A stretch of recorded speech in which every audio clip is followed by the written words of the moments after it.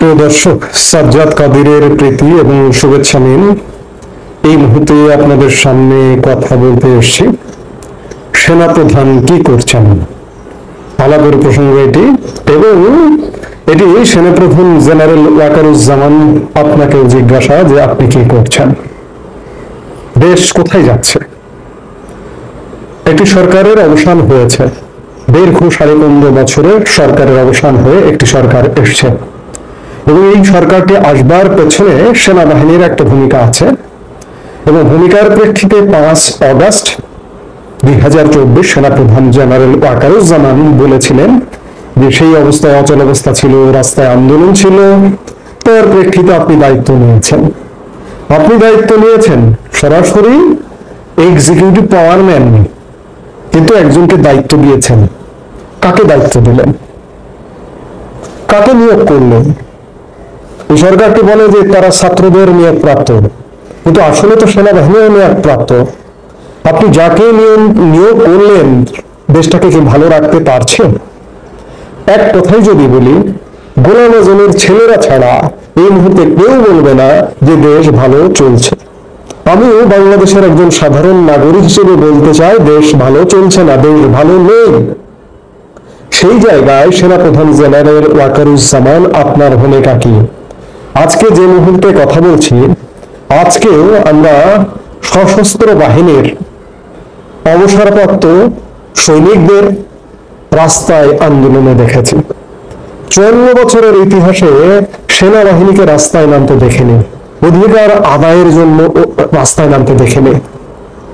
ইতিমধ্যে গত 10 মাসে বাংলাদেশের যতগুলো বাহিনী আছে, যতগুলো প্রতিষ্ঠান আছে, পুলিশ, প্রশাসন, সবকিছু ধ্বংস করে ফেলানো হয়েছে। অবশিষ্ট আছে সেনাপ্রধান জেনারেল ওয়াকারুজ্জামান আপনার কথাতেই, আপনার বক্তব্যেই।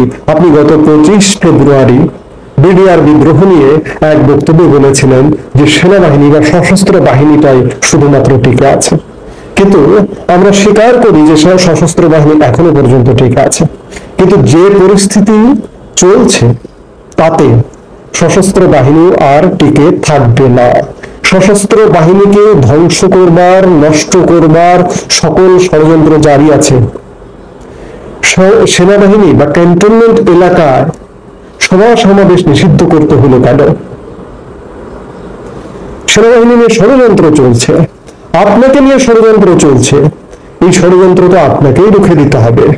আজকে দেশ নিয়ে ষড়যন্ত্র চলছে, আজকে আমার বন্দর নিয়ে ষড়যন্ত্র চলছে, আমার এখানে বিদেশি ঘাঁটি নিয়ে ষড়যন্ত্র চলছে, আমার পাশের দেশের সাথে প্রক্সি যুদ্ধ নিয়ে ষড়যন্ত্র চলছে।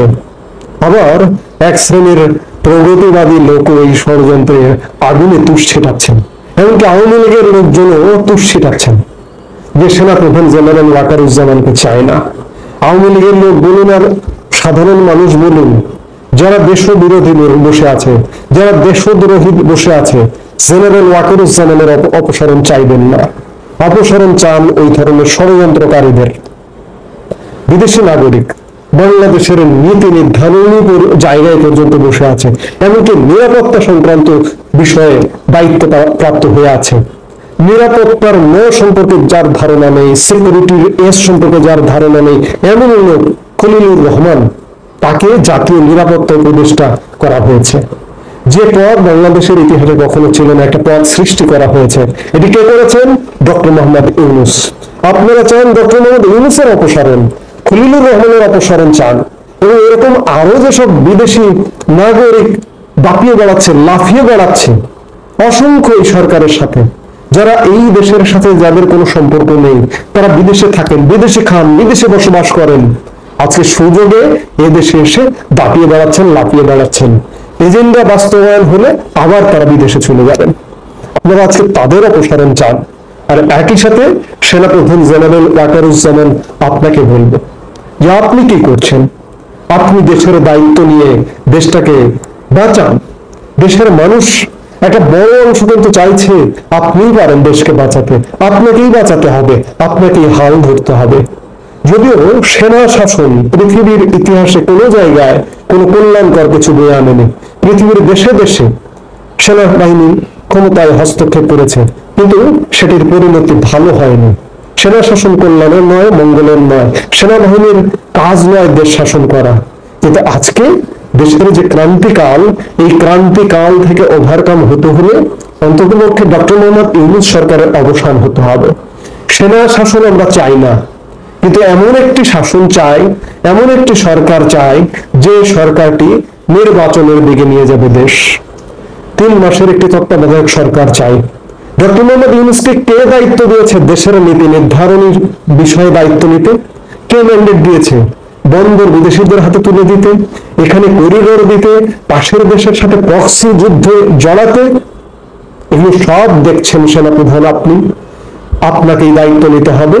ডক্টর মোহাম্মদ ইউনূস সরকারের অবসান ঘটাতে হবে এবং ঘটিয়ে একটি নতুন তত্ত্বাবধায়ক সরকার গঠন করতে হবে, করে দ্রুত দেশকে নির্বাচনের দিকে নিয়ে যেতে হবে।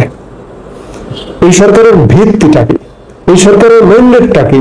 এই সরকার কি সাংবিধানিক সরকার? এই সরকার তো একটা জটিল সরকার, হঠাৎ করে উড়ে এসে জুড়ে বসা একটি সরকার, একটা অবৈধ সরকার। এই সরকারকে বৈধতা দিতে হলে পরবর্তী সংসদে আইন পাশ করে, বিল পাশ করে এই সরকারের কার্যক্রমের বৈধতা দিতে হবে। অর্থাৎ গাছে কাঁঠাল গোফে তেল অবস্থাটা কিন্তু এমন। কাজেই এই সরকারটা দেশটাকে ভালো রাখতে পারছে না, দেশের মানুষকে ভালো রাখতে পারছে না, দেশের স্বার্থ বিরোধী কর্মকাণ্ডে জড়িত। কাজেই সেনাপ্রধান জেনারেল ওয়াকারুজ্জামান, আপনি কি করছেন প্রশ্ন করতে চাই, এবং আপনাকেই করতে হবে, আপনাকেই দেশ উদ্ধার করতে হবে।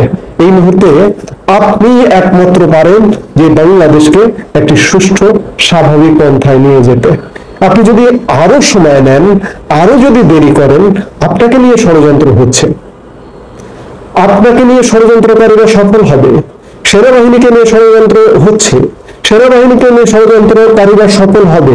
আমরা চাইব নিশ্চয়ই কুচক্রীদের সফল হতে আপনি দেবেন না, সেই প্রত্যাশা আপনার কাছে রইল। এই মুহূর্তে পর্যন্ত সবাই ভালো থাকুন, সুস্থ থাকুন।